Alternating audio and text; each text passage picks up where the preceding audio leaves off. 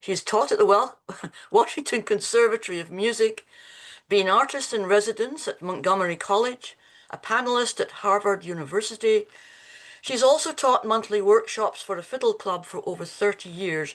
I wasn't sure of the pronunciation of that word, so I left out the name. She's performed at numerous concerts and festivals and made recordings as well.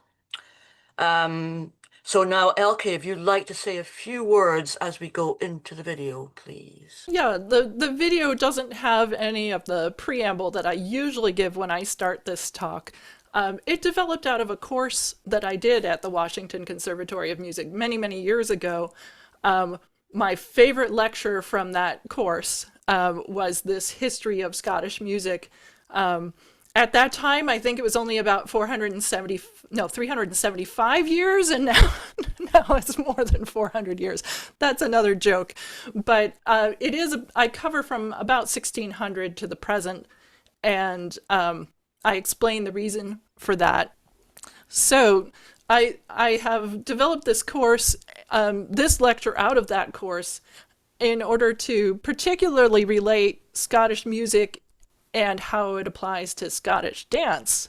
So it's trying to give you a little bit of a sense of the history and times, how the music rose, what dance forms were danced at that time, and I guess I'll let the video take it from there.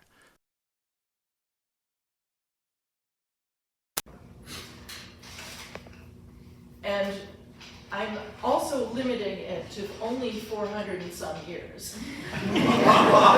Just recent history, okay. And the reason for that is actually because we have a much better record from the 1600s on than we have before the 1600s. Scotland is really, really fortunate in that we have published music from the year 1700 on. The first Scottish fiddle tune book was published in 1700. Wow.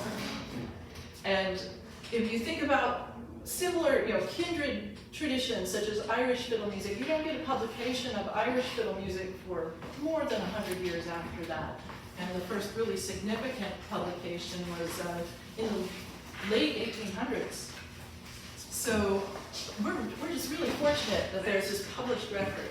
And then for the 100 and some years before that, we have a lot of manuscript collections of dance tunes.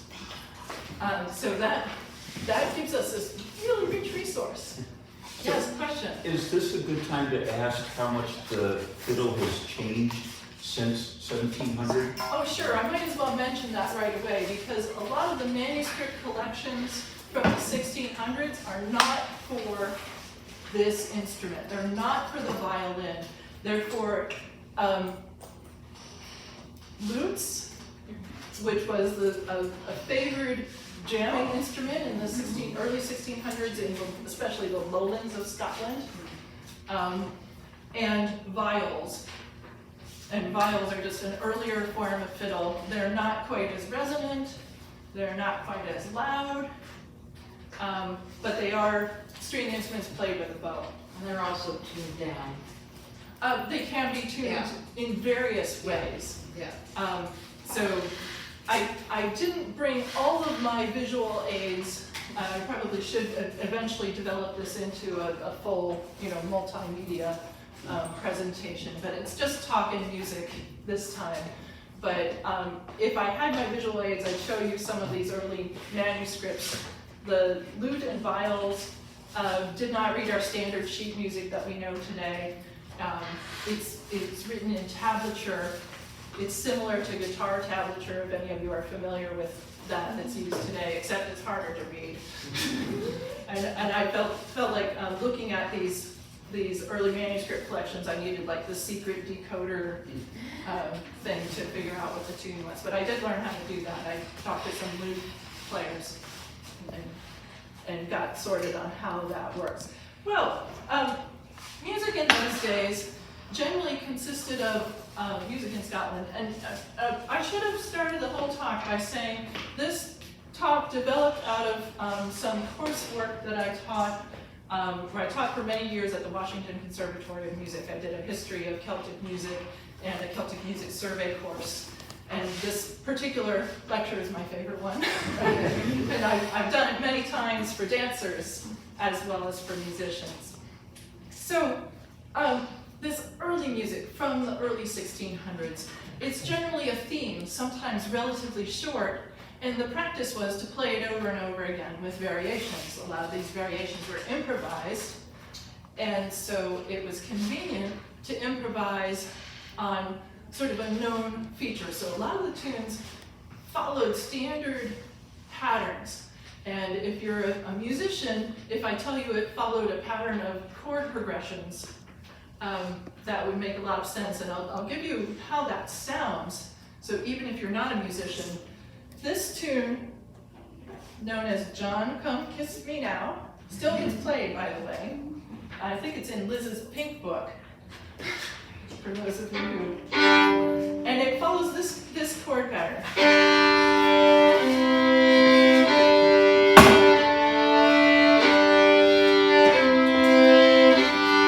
Over and over again. It's kind of like a lot of disco songs. I mean, and no kidding, these progressions are still around, these ground-based chord progressions. So here's another tune based on...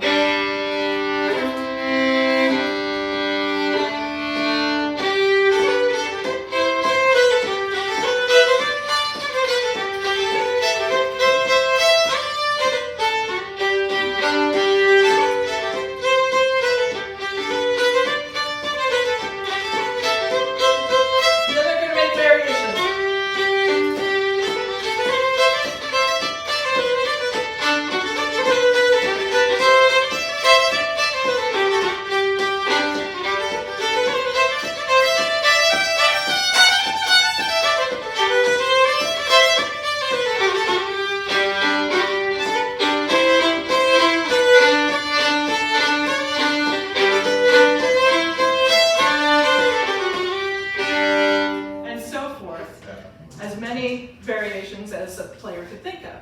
Oh, so they actually, the variations were not written, they actually were, That's it's right. like our jazz musicians In now. some of these old manuscripts, you see nothing but 4 bars of music. And you know they didn't just play the 4 bars and stop. That would be kind of boring. Yeah. So instead, they would elaborate, and sometimes the elaborations would stick. So I'm going to diverge from my usual pattern and go straight to something that, this is from the Strala Luke book, and I should have looked up all the dates before I did this talk, but I think it dates to something like 1607 or 1610, quite early. And this is a tune that we still know today. I'm not going to tell you its name, I'm just going to play it as written in that Luke manuscript.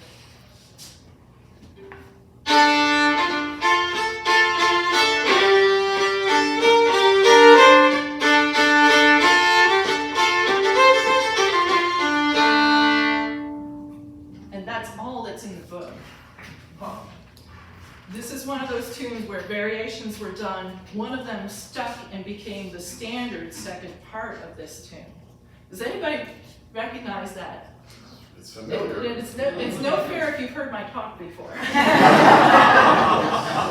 Sounds almost like what you do with Drunken Sailor. Okay, I'll play it one more time and then I'm going to give you a more modern version.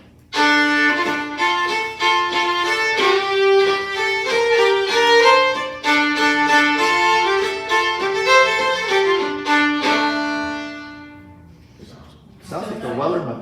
Okay, the more modern version, this is from the 1730s. Modern is relative.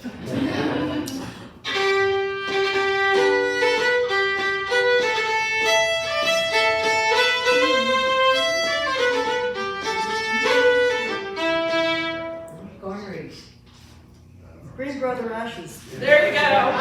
It's a prize. Green Grow the Rashes. Yeah, and the beat part.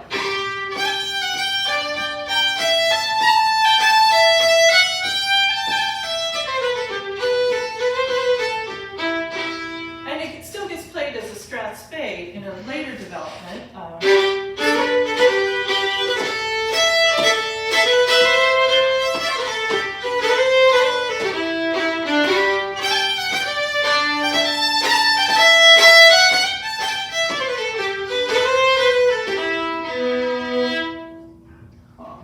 And I'm going to write on the whiteboard the name as it appears in that loot book because the spellings are so much fun.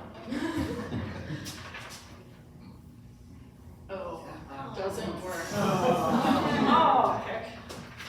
I will just pronounce it exactly as written. Green, Grace, Yeroses, Adons. And that's how we have the name also connecting it with the more modern version. So if you're not familiar with the Robert Burns song version of Green Grove of Ashes, you can look that up and have some fun with it. It's an RSCDS dance. It is an RSCDS dance. Yes, so we have historical record right back to the earliest decade of 1600s. So there were other popular chord patterns, and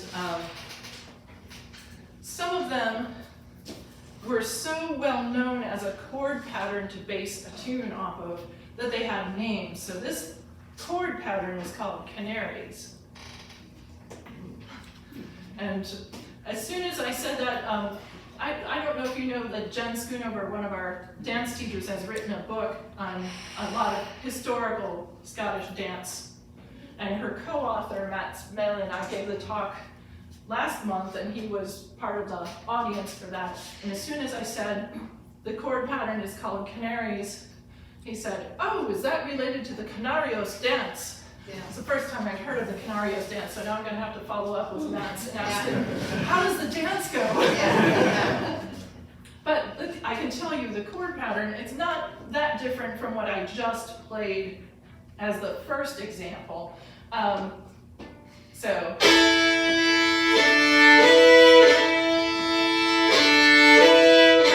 Only 3 chord changes this time.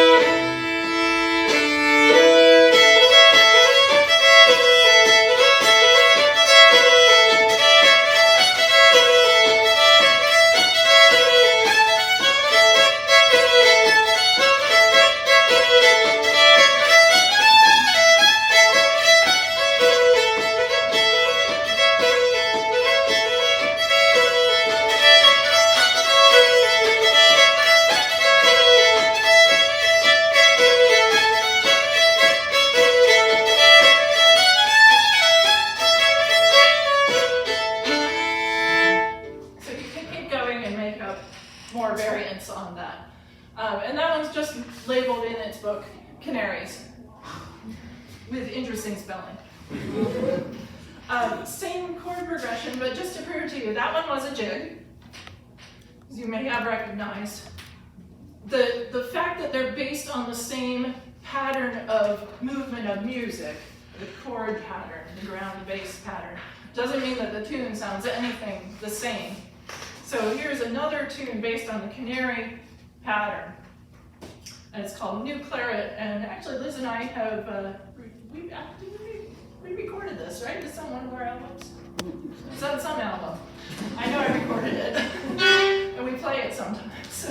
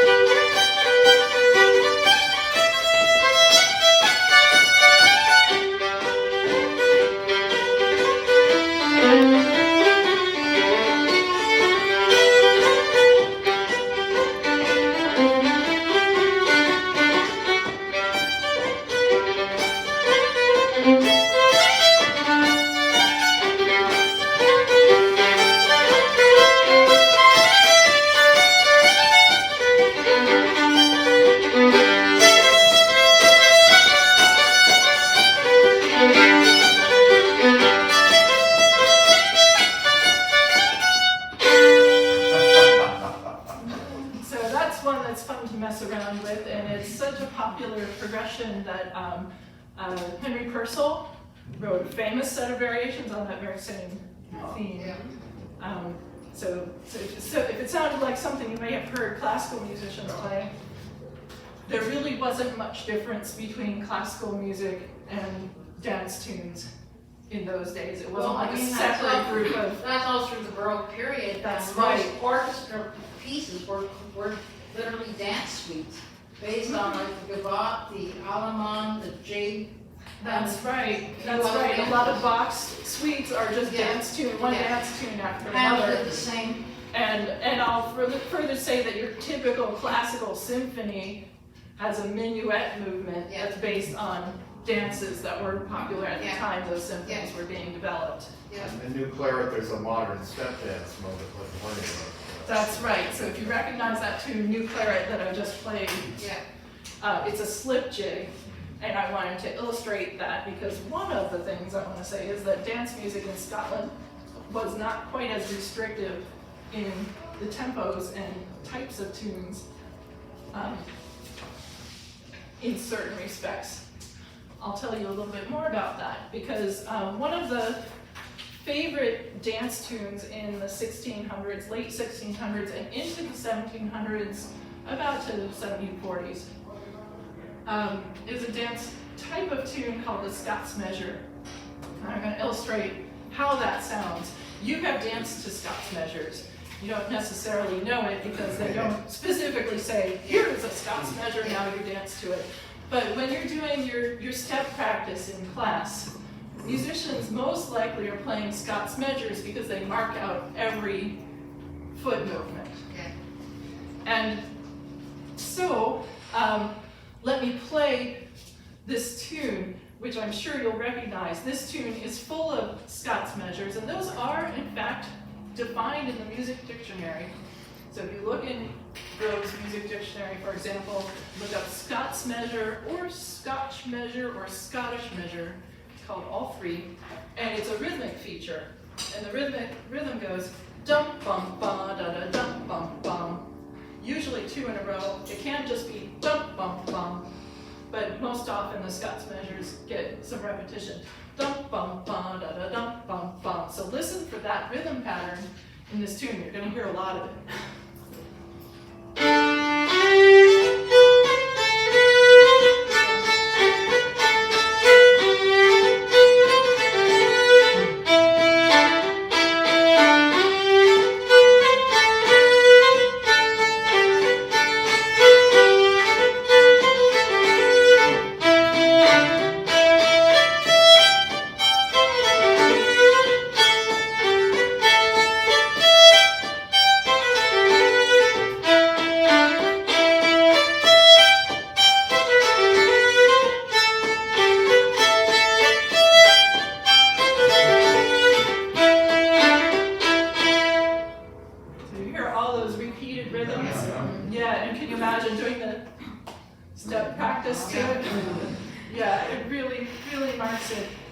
Marks it out. And so some of our older dances, older country dances that we still do are to these sorts of tunes. And there are certain characteristics. I can usually tell if the tune is an older tune. And I have enough experience looking at old Scottish music that I can often place it in the right era and tell you, well, that tune is actually from the 1600s, or late 1600s, or from the 1700s. Now, there are lots and lots of those Scots measure tunes. Did anybody recognize the name of that one? Highland Laddie. Highland Laddie, yes, very good. I'm going to tell you one more fun thing, which is that I told you how these tunes often develop their second part through an improvisation process. So here's a tune that Liz and I have definitely recorded. It's called Janet Drinks No Water. And my source for it is from the Skene Mandora book. A mandora is a mini lute. It's a high-pitched lute. And there's a collection from the 1620s, I think 1627-ish, or at the latest the 30s or 40s. I should have looked up these dates beforehand. But it was somebody's personal collection of tunes. And it has all kinds of curious little scribbles in the margin. There's one of them that says, York plays this on Jamie's fiddle. There's another one with some lyrics that I should not repeat in public.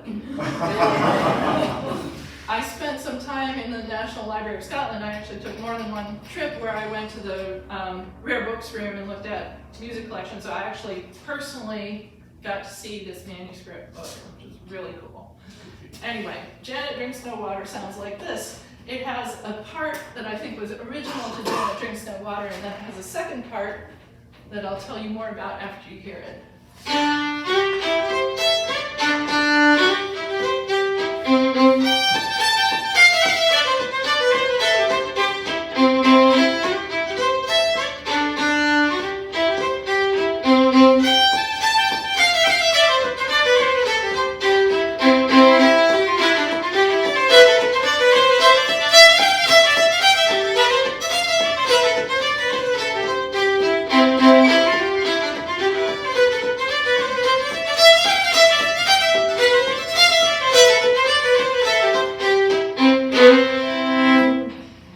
So that second part, oh, by the way, did you still hear the dum bum bum? Yeah. Yeah, so it's a Scots measure. The second part of that's all busy and running around in scales and then finally ends with at the end. That entire part lifted wholesale and stuck onto the end of another tune called Put On Your Shirt on Monday. It's not as bad as you think. It refers to mustering the town guard, and you put on your chainmail shirt on Monday, show up at the muster, prove that you had the arms and the equipment, and then you can take it off. And you could wear any other shirt the rest of the week. They might have still just put their shirt on Monday, though. All right. So that's a bit about Scots measures. So there are other Scots measure dances. Some of them are not done as commonly, but Blue Ribbon Scots measure, Dumbarton drums, and other ones like that. So what kinds of dances were these played for? We don't know as much about the dances, although some people are much more into the dance history. I'm definitely focused more on the music side of it, but one thing that I can tell you from looking at the music is that there were some variety of rhythms and meters that we don't dance to, used for country dances back in those times. So from the early years of the 1700s, there's a dance and a tune called the Dusty Miller. The dance was published in the Border Book collection. Anybody familiar with that one? It was published in 1935. And they had music and dances from old sources, and they interpreted them as best they could at the time. Research has come a long way since the 1930s. And in that Border Book, they took the original source, which I will admit is hard to read, and they interpreted it as a jig. Here's what it sounds like as a jig. Here's this tune, Dusty Miller as a jig.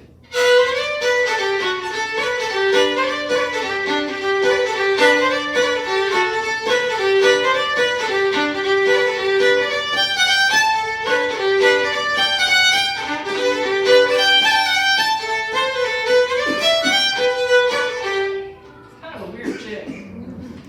It just doesn't feel like it sits right.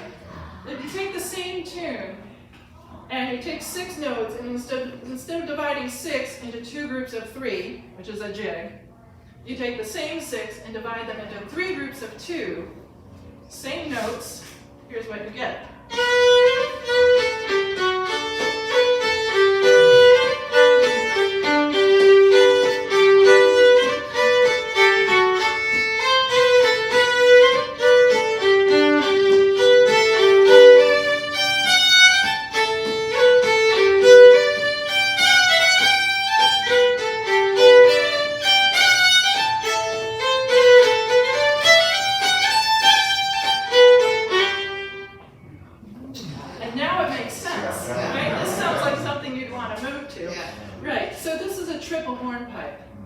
It's a form that has died out in Scottish country dancing.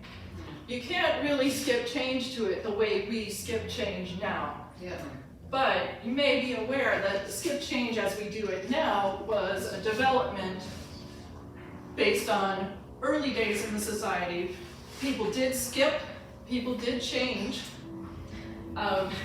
Skip change as we know it now was basically put together from historical and living memory sources by Miss Milligan and refined and evolved into what we do now. But back in the 1700s, Miss Milligan hadn't done that yet. So, this is evidence that they were not doing skip change as we do it today to this dance. And this type of triple hornpipe is preserved in our cousin English country dances. So on the other side of the border, same tune, similar figures, they walk them. So they would just simply walk one pace to each beat.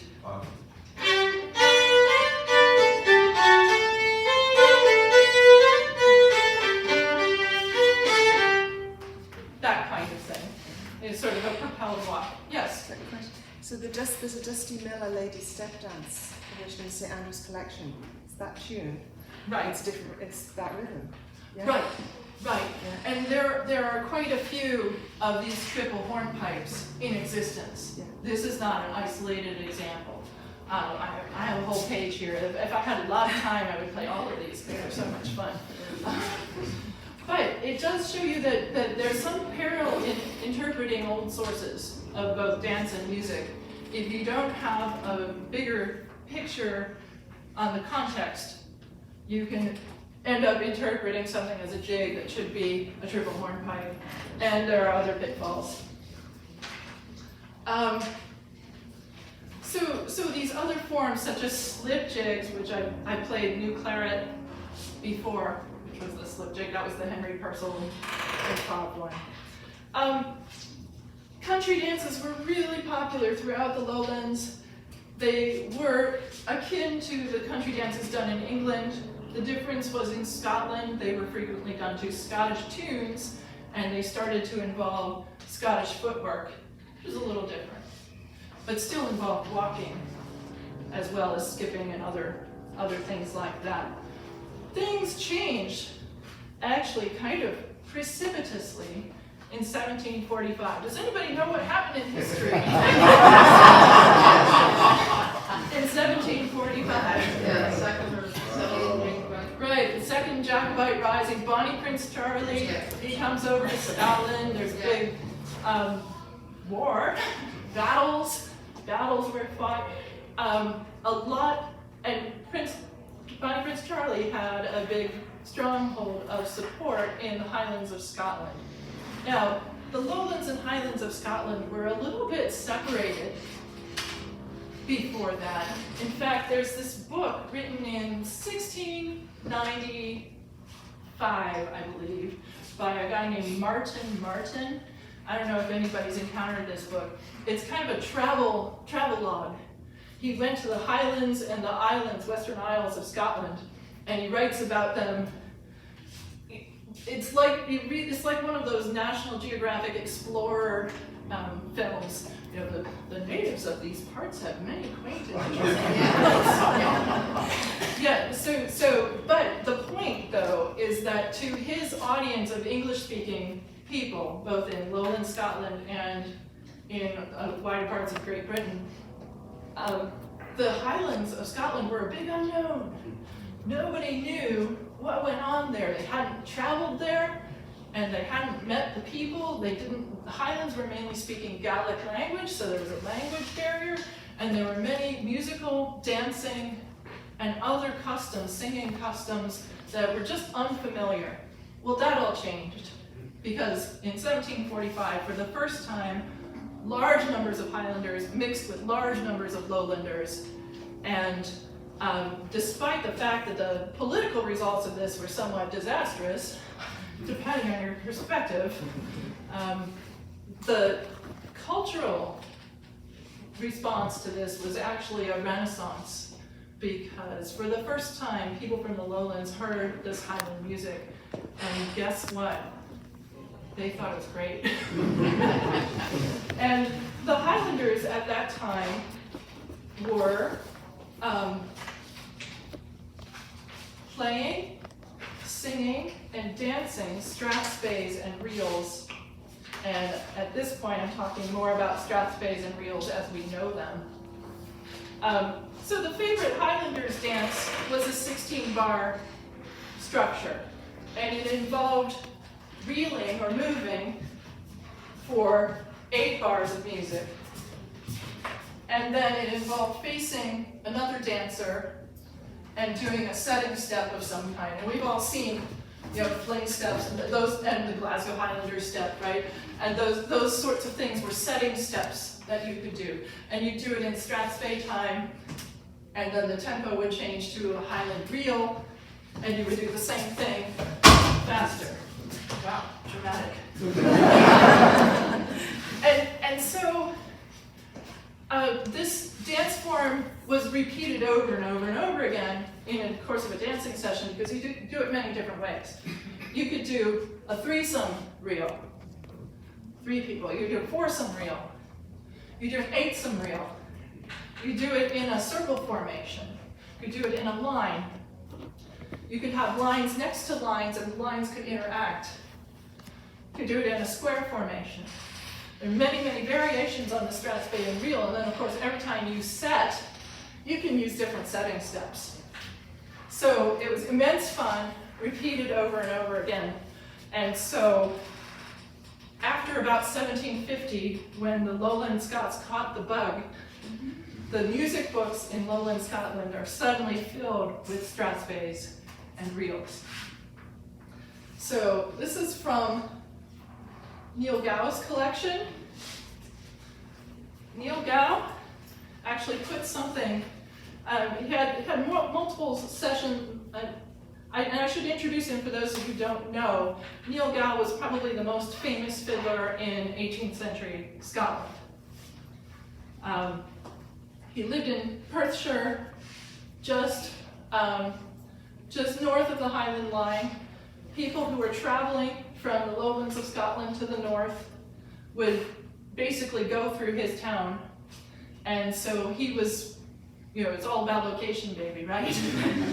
Yes, so he was in the right place, and many people from the lowlands and highlands heard him play. And so he ended up being quite famous throughout the lowlands, as well as the highlands where he lived. Neil Gow organized his books, listening music, slow tunes, showpieces, strathspeys and reels. He even wrote, strathspeys and reels should be played in the same key so as not to offend the ear. So here's a strathspey and reel medley from Gow's collection, and the strathspey is a dance tune.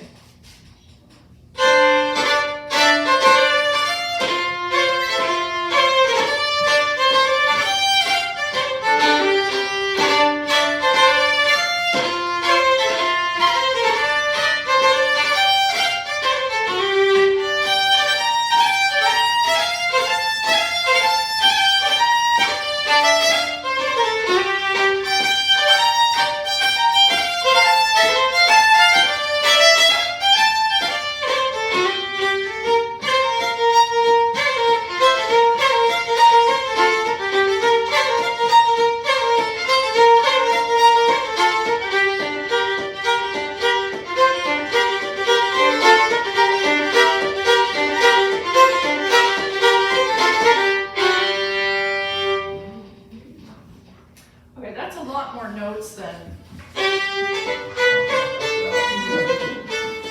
yeah, it's just a busier style of music. So this is what caught the ear of Scots in the later half of the 1700s.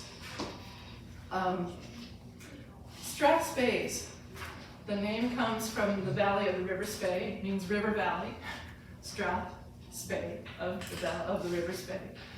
And it used to have a longer name. Reels played in the strathspey manner. That's too long. Strathspey reels. Well, that's confusing. Strathspeys. So eventually got shortened to Strathspeys, but if you look in older collections of music, they'll mention Strathspey reels. And the reels, these Strathspey reels, look like regular reels in those earlier books. You were just supposed to know how to Strathspeyify them. How do you, yeah, so in the book, it looks like this. Well,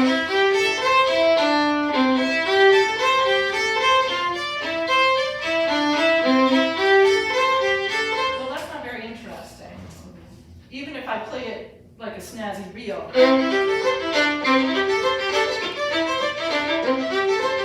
You know, it's still not the most interesting tune.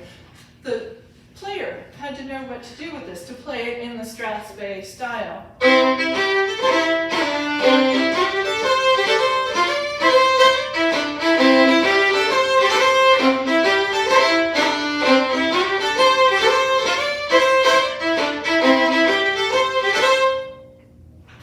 name of that tune is Welcome to Your Feet Again.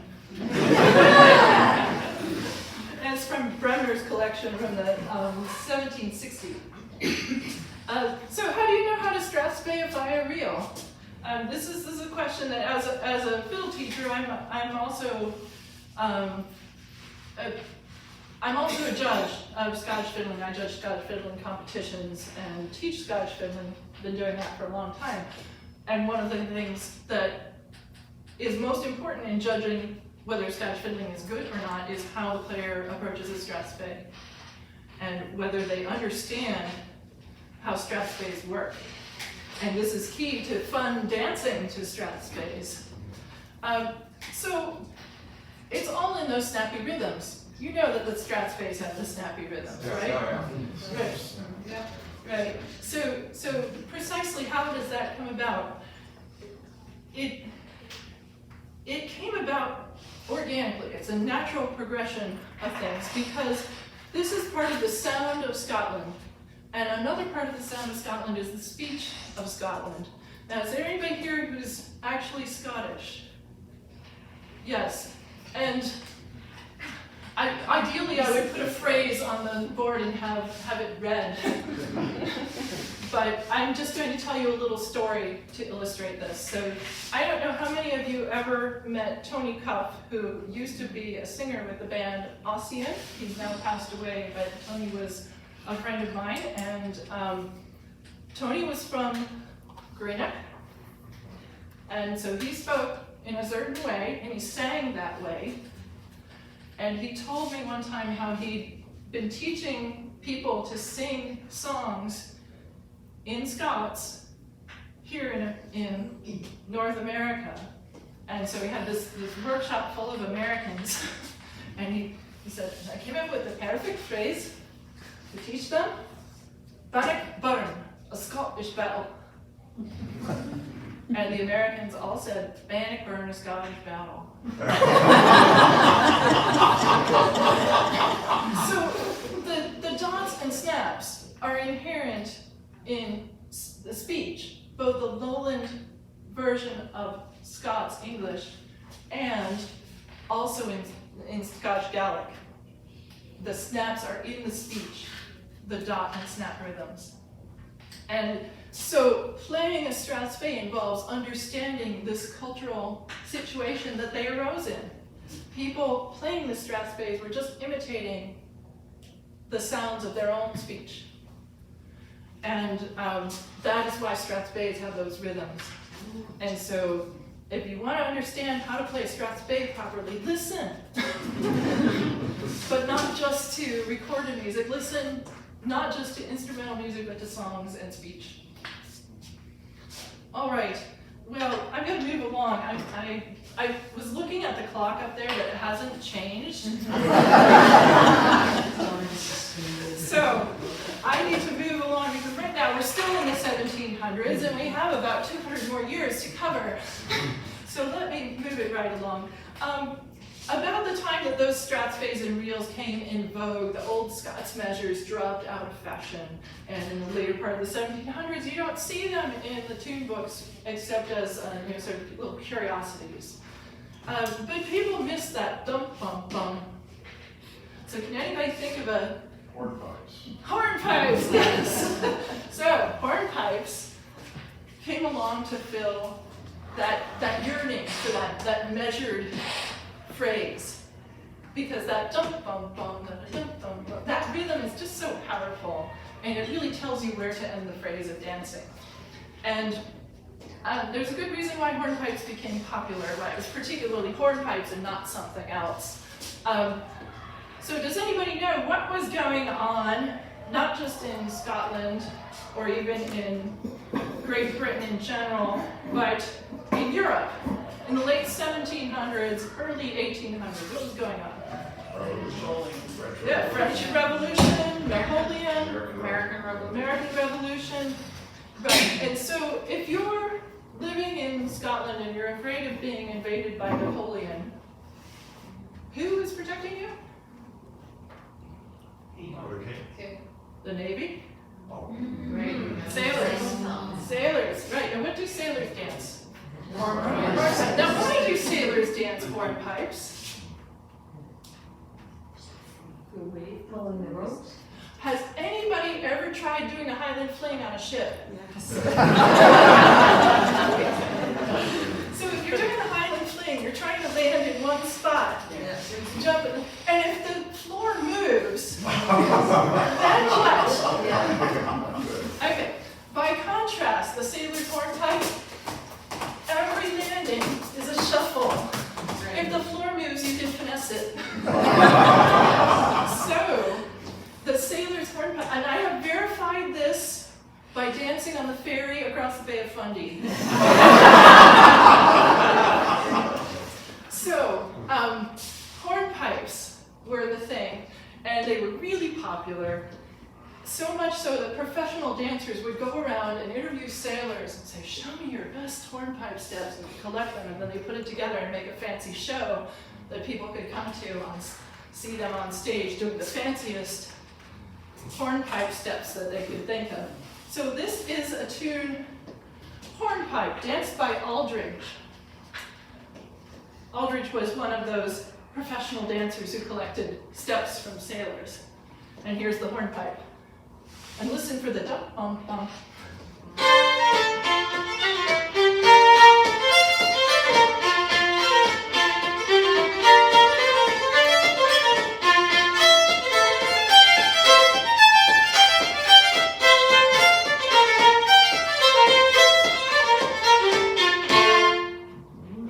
Dump bump bump.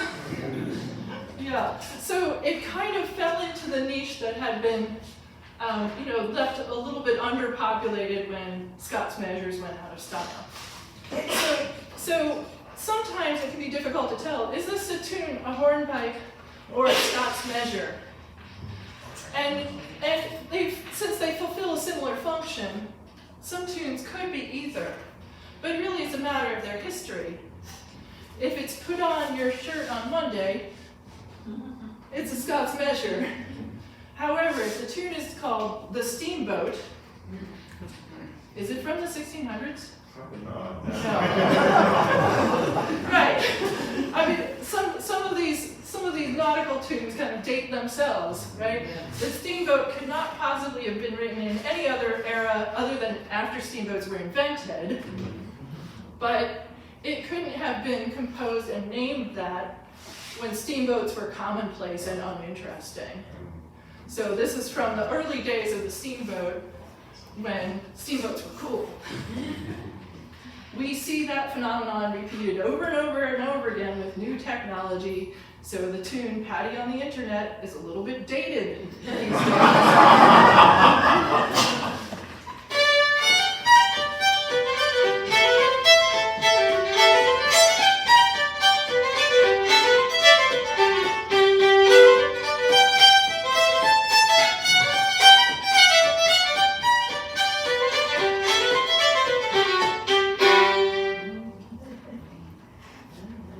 right, and that tune, in fact, was is frequently attributed to James Hill, who is from the Borders region of Scotland, spent most of his adult life in Newcastle, and is famous for writing hornpipes, which, surprise, surprise, Newcastle being a big port.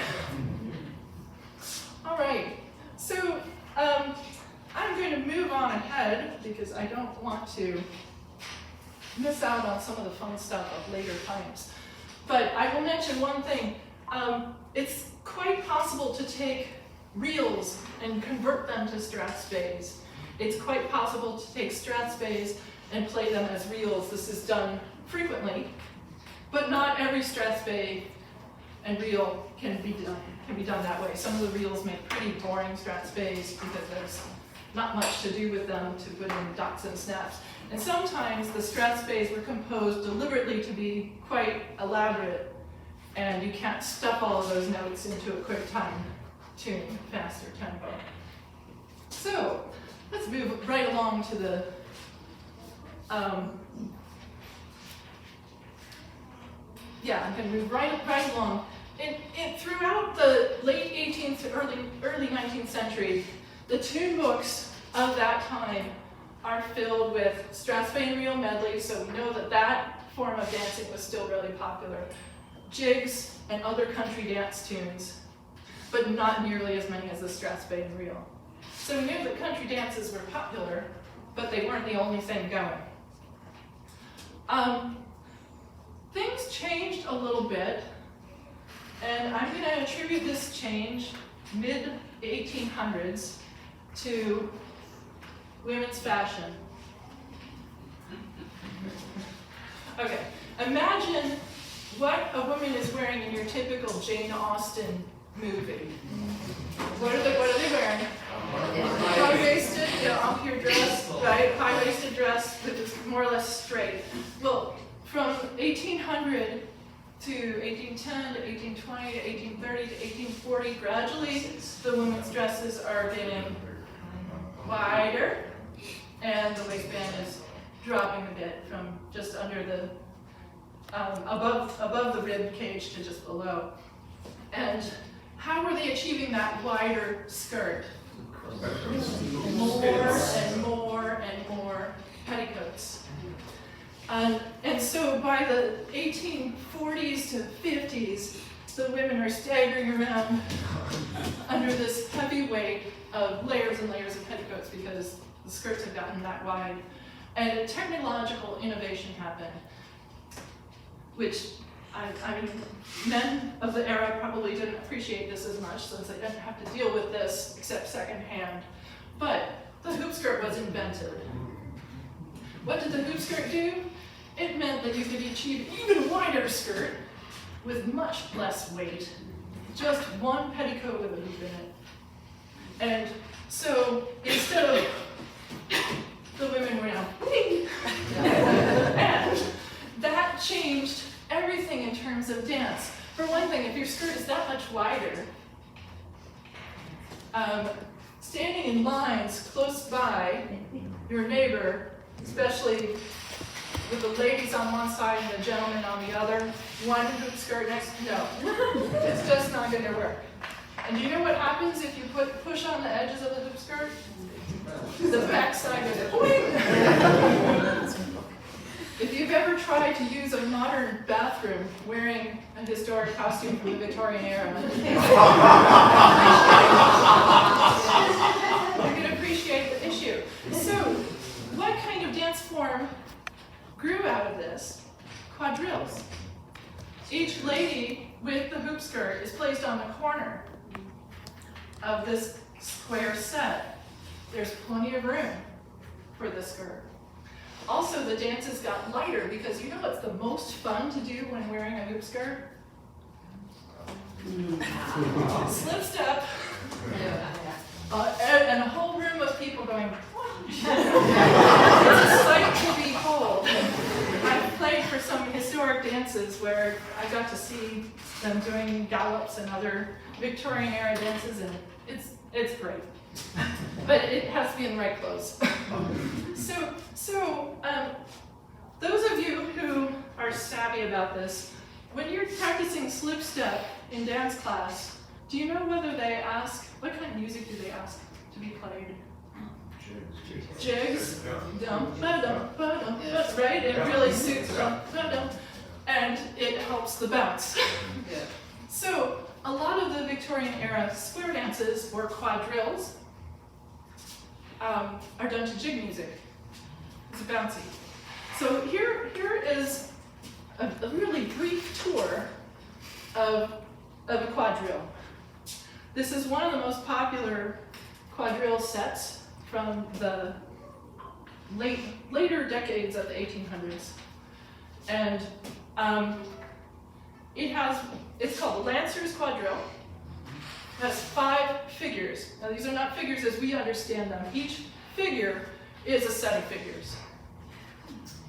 And the reason it worked that way is because you have your partner for all 5 figures, and in between, when the music was playing and you were dancing, you could chat with your partner.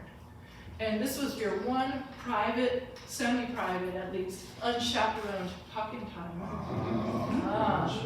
Yes. So, of course quadrilles were popular. All right, so here is the first figure of the Lancers.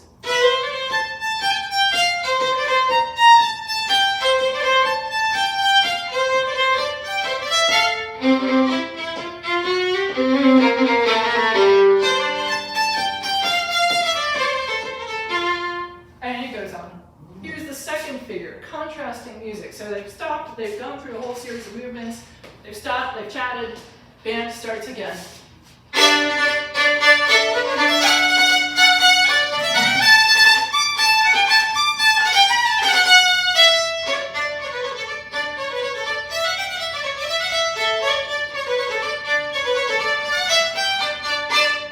Etc. Third figure.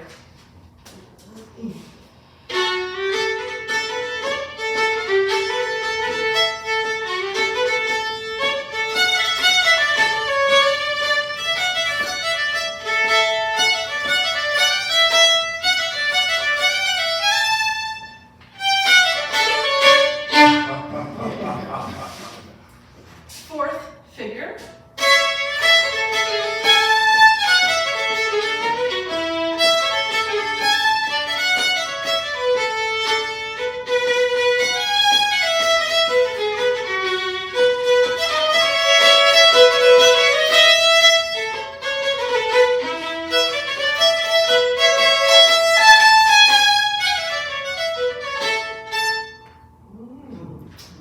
Fifth and last figure.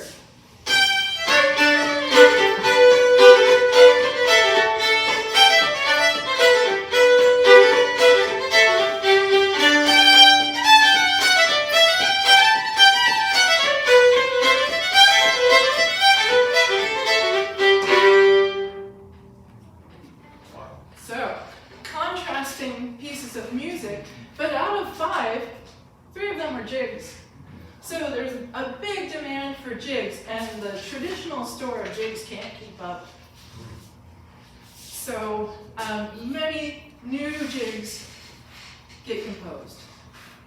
So towards the late 1800s and early 1900s, you're going to see many more jigs. Can you give a character to those jigs?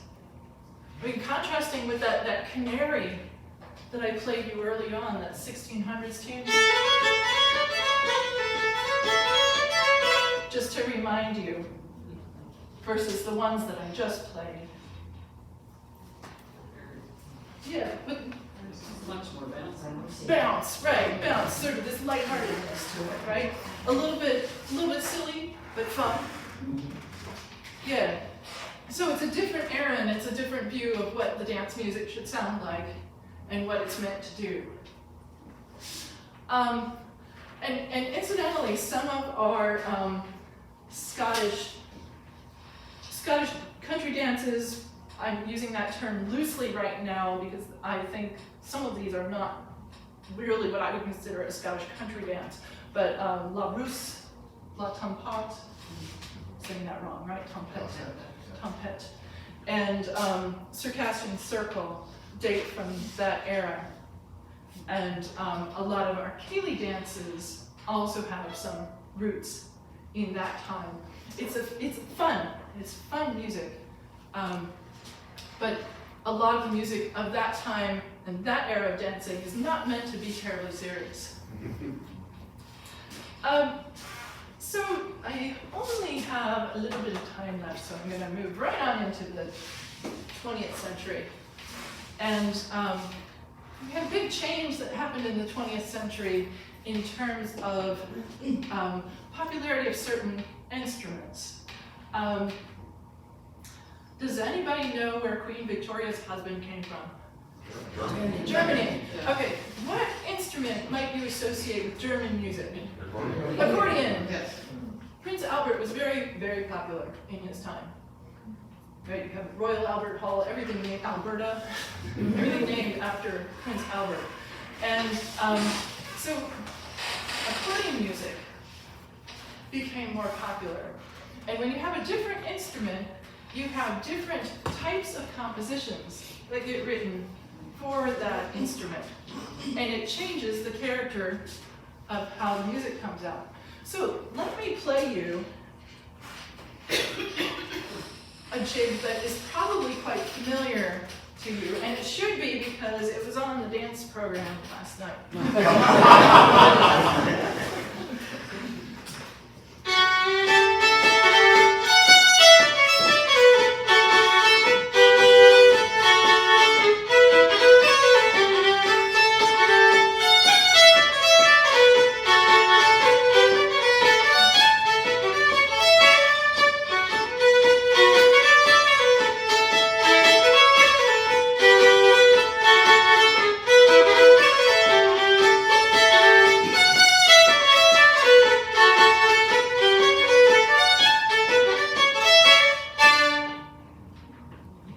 Anybody know it? Postal code dance, yes. The dance EH37AF, the tune is called the Pentland Jig, and it's by Bobby Crow. Anybody know Bobby Crow? Yeah. So, famous accordion player and the composer of many, many good tunes. But I want to illustrate a little point. Let me play one more tune before I get on to this. Here is another 20th century tune, and it's a type of dance tune that was not particularly known in Scottish country dance until the 20th century. And it does have to do with that German tradition that became popular with Prince Albert. What did German bands play for dancing? Polka. Polka! Here's a polka. You'll recognize this one.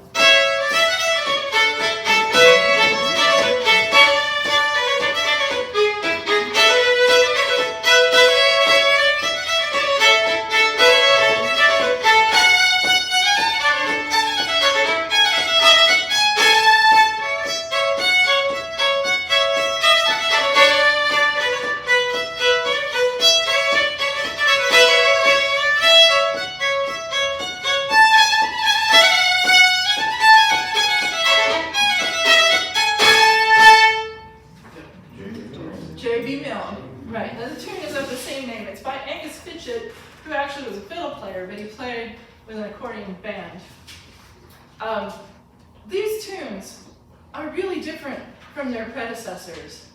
And just to do a little compare and contrast, I'm going to play an earlier jig, and we'll compare it with the Pentland jig, the postal code one. So here's Toddlin Hame. Anybody done the dance Toddlin Hame?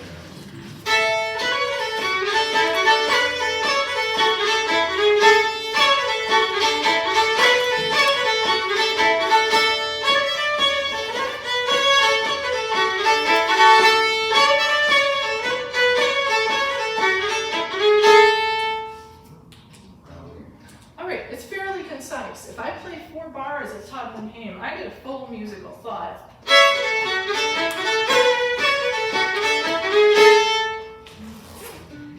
Here's what happens if I play 4 bars of the Pentland jig, postal code tune.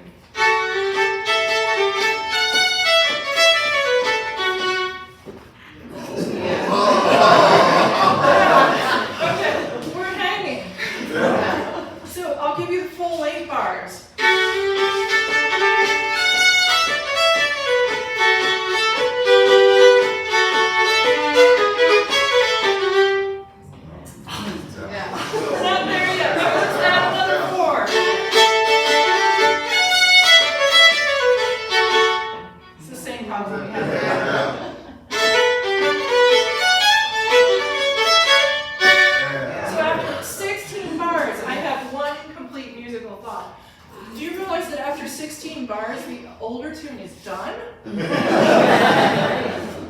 It's had 4 complete musical thoughts. Yeah. Yeah, and the B part, the second half of the Pentland Jig is the same way. It takes 16 bars to complete the thought. So either the 20th century folks all got suddenly long-winded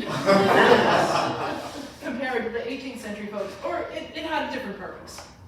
And so if we think of some of the dances that go with this, I'm going to elaborate on this more in the later in the week workshop I'm doing, the how does the music tell you what to do.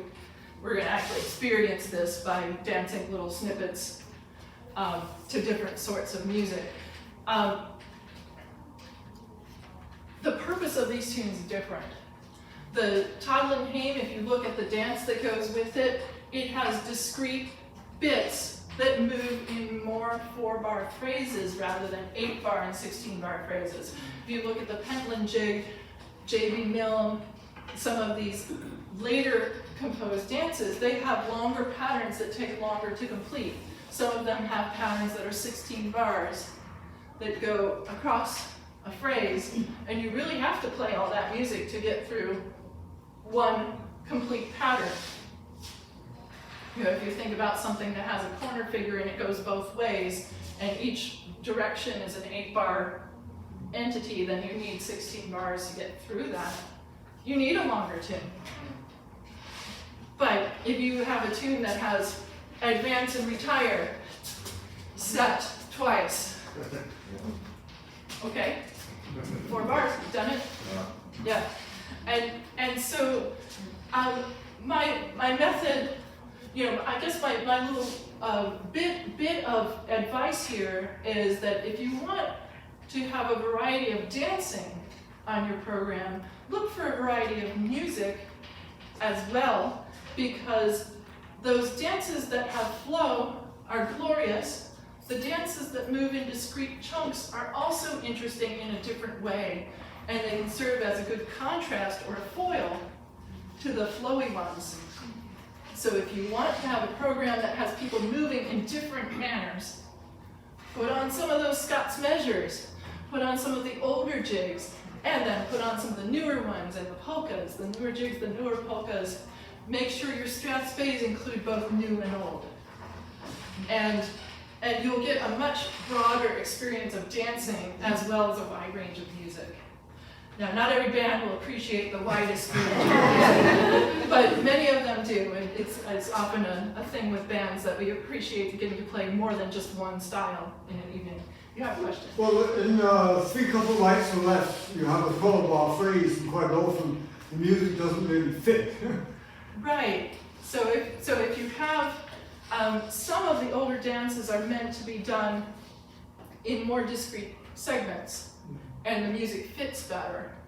It depends on more than just the choreography of the dance. It also it depends on our modern interpretation.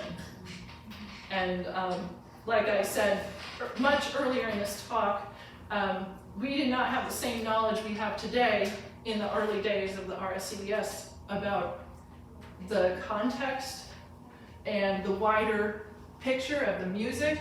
A lot of the music was held in private collections. People didn't know it existed. It was in the National Library of Scotland, but it wasn't catalogued.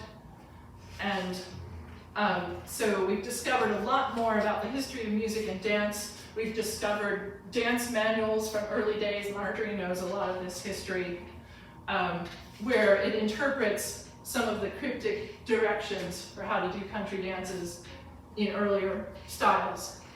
And we know a lot more now about dance interpretation.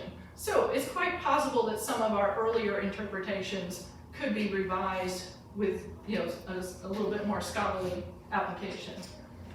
Yes? Are you witnessing any transition today in what we would consider modern Scottish music? Are you observing any? Absolutely.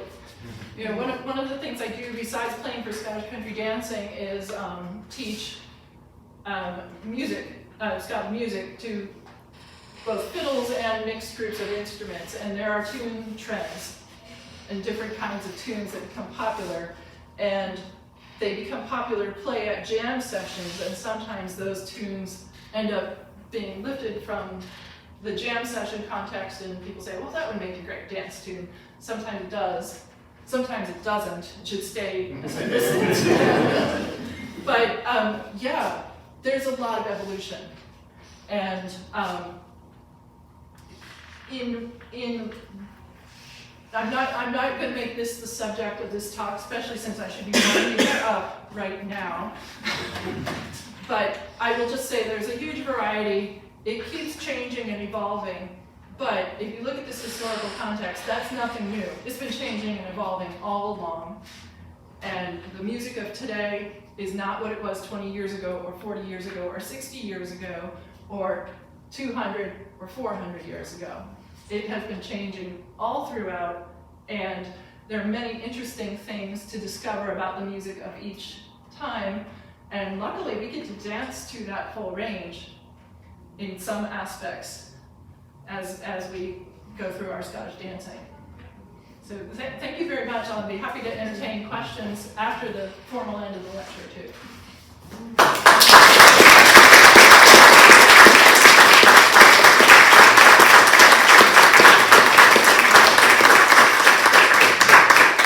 Questions? Who would like to ask the first one? Jeffrey or Deborah? I'm happy to do that. I'm ready to go. I think Well, we Jeff, probably have the first. same questions. I just copied and pasted them out of the chat, so I'll go with number one here.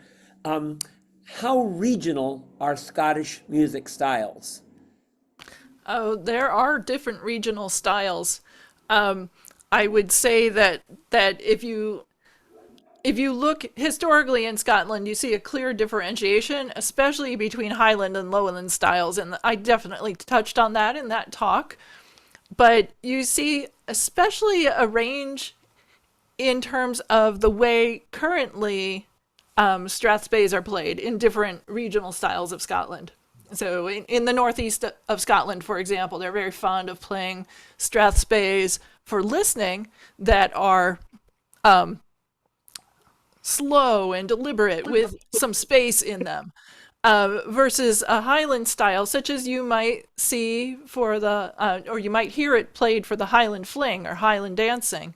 It tends to be quicker and have more insistent beat throughout it, as opposed to broad beats like the Northeast style does. And that's just one of the contrasts. So I would say strathspey styles especially are where you see regional differences, but you also see regional differences in repertoire. In modern times, people have access to videos, recordings, and live performances of people from all over, so the style does not necessarily get preserved in its differentiated ways. There's kind of a popular session style that just kind of people from all over within the wide scope of Scottish tradition kind of migrate towards a generic style. Scottish country dancing has its own particular style, and that's very much related to how people move to it.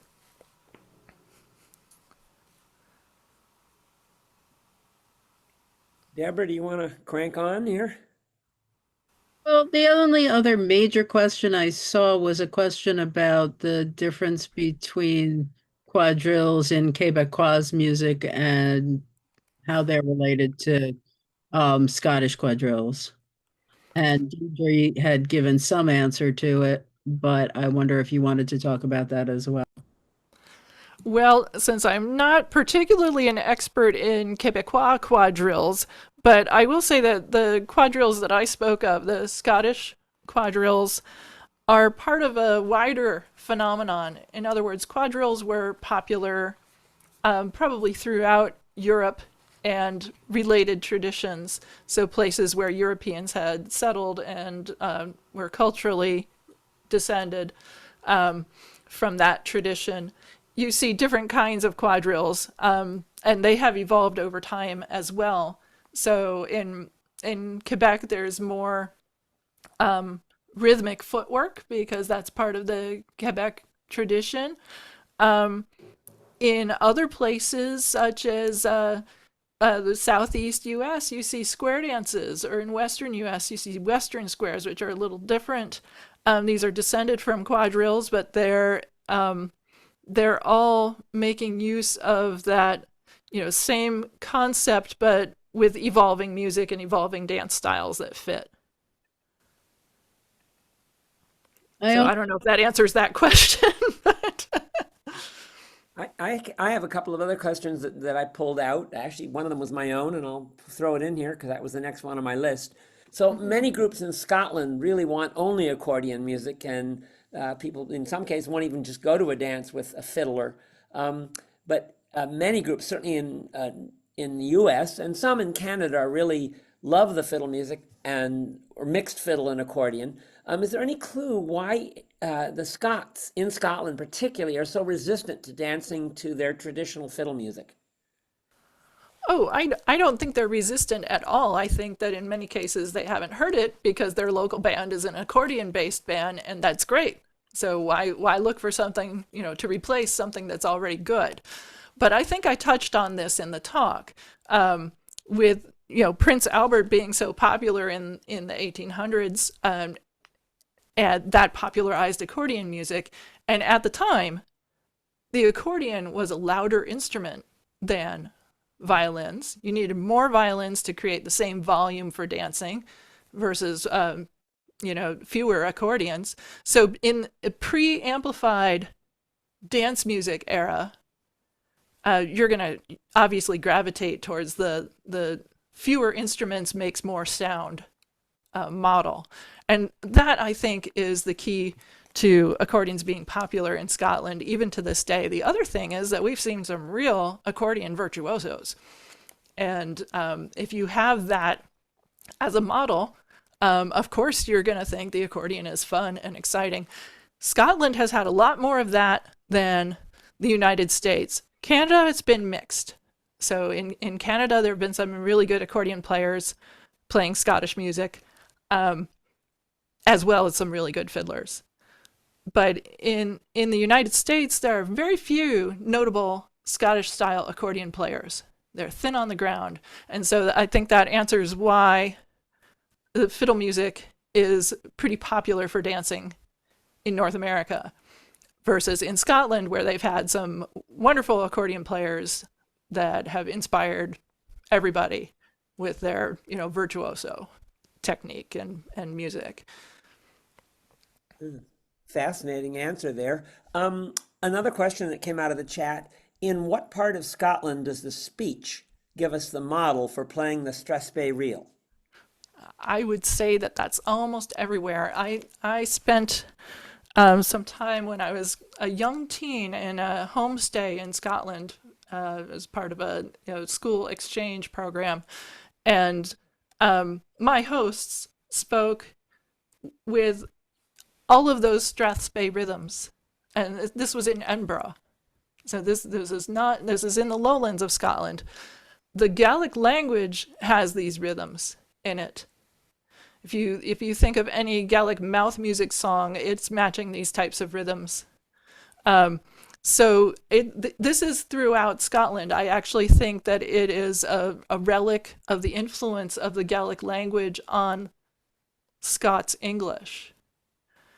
There's a reason that Scottish style English is pronounced that way, and I think that that Gaelic influence, whether or not Scots in that part of Scotland still speak Gaelic, it's been there historically and has influenced the way of English language speech in Scotland.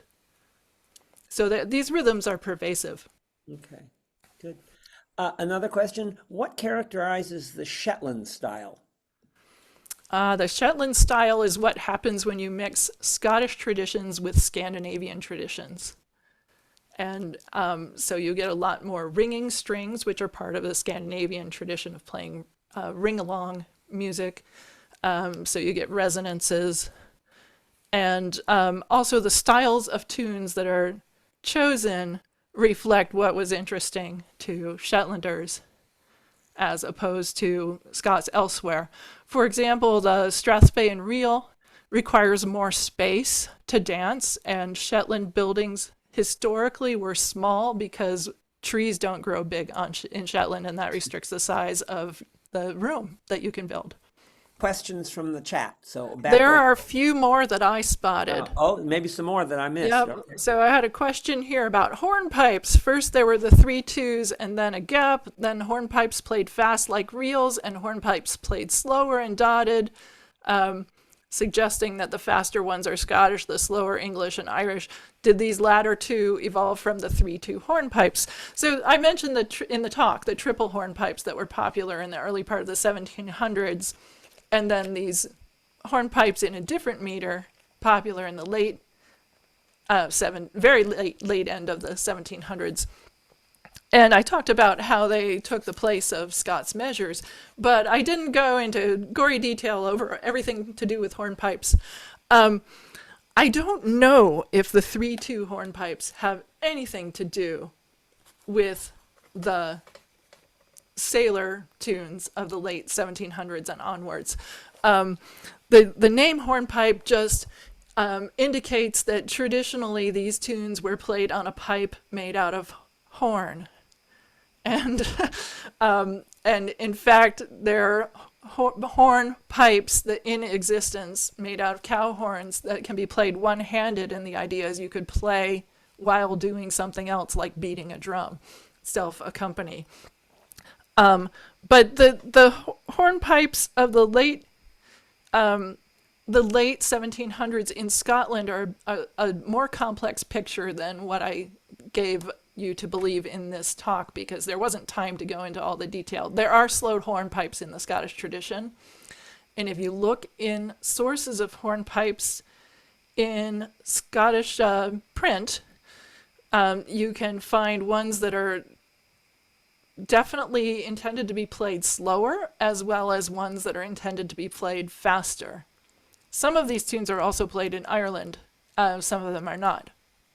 So I would say this is certainly what I teach to my fiddle workshops, is that there is more than one mode for these hornpipes, and that you should be aware of whether a tune must be played slowly, which would be, suitable for like the Highland sailor's hornpipe dance, or played quickly, as would be more suitable for Scotch country dance, or if they can be played in both modes, and there are tunes that can be played fast or slow.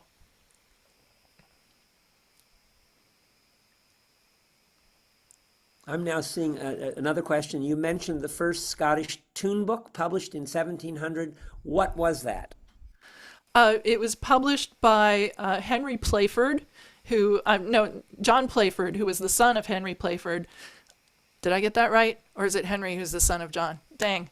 And his successor, John Young. Those are the first two Scottish tune books. Playford's was published in 1700, and John Young is dated by the National Library of Scotland as circa 1710. They don't have a exact publication date.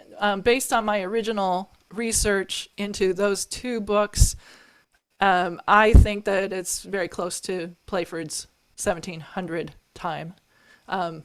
So we have two really early 1700s books of Scottish fiddle tunes. These are specifically tunes for the violin, as mentioned on the title pages of both of these books. We generally refer to these books by the publisher or composer because they all have titles that say, especially in the 18th century, that say something like a collection of the finest Strathspeys, reels, jigs, airs, etc. for the violin, piano, flute, oboe, whatever.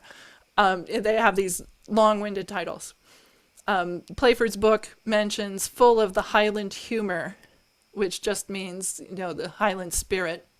They're not necessarily meant to be a comedy.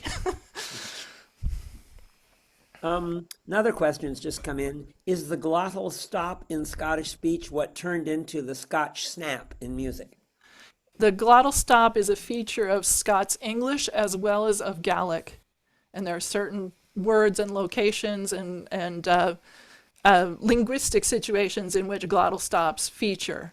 And it depends what part of Scotland a person is from as well, how much they use it. But yes, that da-dum, da-dum, da-dum is often a glottal stop. And my example, I mentioned that I did a home stay in Edinburgh when I was a young teen. They had a baby in the household, and the baby was always fed with a bottle, a bottle. There's a glottal stop there. So that's Strathspey rhythm right there. Okay, I think we've hit all the questions. There's some more messages. Okay, it's several people commenting on things that were commented. Yeah, somebody has Playford. Playford was Henry. Henry was John Playford's son. So somebody has clarified that. Thank you. Well, I know more I'm. answers to the questions that were asked, like Dave Marcus is talking about Scott Higgs saying, Right, it's a comment. All right. Anything else? All right. Well, Elke, thank you so much for participating in this watch party. It's been wonderful. Really appreciate it. And I also want to make a few plugs in here. First off is I would invite those who are participating, if you're not already a TAC member, to consider. We invite you to consider joining TAC either as a full member or as associate. I also want to plug that we will be having another upcoming watch party November 22nd, and Jeffrey Selling will be talking about updating and recapping for Scottish country dancing. And if, especially since this presentation has been related to music, TAC does have a Bobby Brown apprenticeship fund in memory of Bobby Brown, who was so I don't know, someone's quote Instrumental. I was trying to avoid that word, but you know, he plays such a large role in the development of Scottish country dance music in North America, and so this was established, and it has been a real thrill for us to be able to sponsor and pay for a musician to come to summer school and work with the music director and the other musicians that play at summer school. And Elke, of course, had this experience in 2024 at Brock. That's right. I had the pleasure of mentoring Henry, who is a pianist from Montreal, and he was wonderful. We really enjoyed having him there, and it's because of this scholarship fund named in honor of Bobby Brown that we had the money to bring Henry to TAC to study with the musicians on our staff. And I think he felt that his time was enriched, and we were certainly felt like our time was enriched by spending time with him. So I encourage you to support that endeavor. Yeah, and thank you, Elke. And if you go over to the TAC website, that's tac-rscds.org, and at the top you'll see a pull-down menu for scholarships and donations. And you know, all those apprentices who come really have gone on. I mean, Henry's now, I think, becoming more and more of a factor in Quebec area and Montreal, and previous recipients have gone on to do great things as well. So it's really a wonderful benefit for developing musicians to play Scottish country dance music for us. I'll just mention one more thing since it came up in the course of the talk, which is another endeavor that TAC contributed to was the RSCDS Virtual Teachers Conference. And so I gave a very abbreviated talk. The talk was, how does the music tell you what to do? So it was more on the relationship between music and dance more specifically, but short. It's about 15 minutes long. And that is at the RSCDS website, which I tried to put in the chat, although I'm not sure I was able to get all of it in there. I typed it out and then it converted it to an icon on my iPad, so I was unable to get the whole the whole set of words. But I think enough of it is back in the chat. If you take a quick look back at the link, it'll probably take you at least close to the right place. And that should also be available on the RSCDS YouTube channel. So thank you for bringing that up as well, Olga. So I think with that, we are concluded. Again, thank you so much, Elke, for offering that last year at summer school and for being part of this watch party. Well, thank you all for coming, and I've enjoyed having your questions and comments in the chat, and it's great to see you all. Thanks so much, and thanks to TAC for putting on this series, and I hope you'll come back for the next one in November. Great. Thank you, and thank you all for participating.